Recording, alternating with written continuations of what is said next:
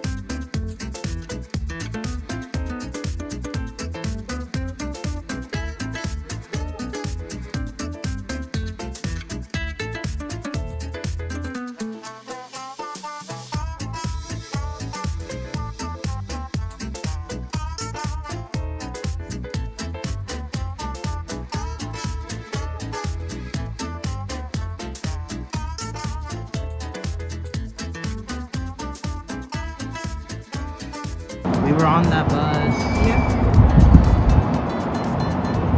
And we saw ships in the port. All right, let's check out what storage we have.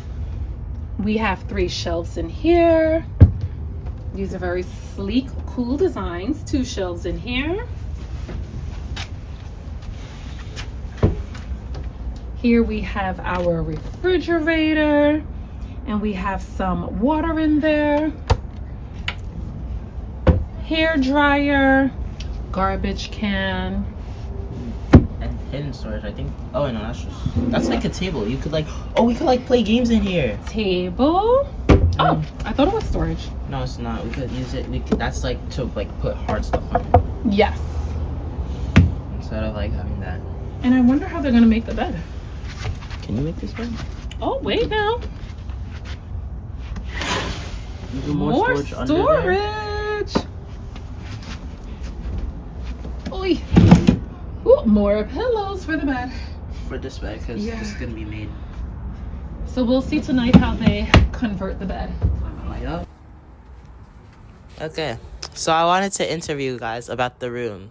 So as you could see, there's decorations. So I just want to know about your feelings about Norwegian, the decorations and stuff. So I'll start with you, Mom. These decorations are lovely. We are celebrating our 15th anniversary, so it's so pretty. I love the decorations. It makes me feel festive, and I'm ready to celebrate, ready to party. Does it make you feel better about NCL?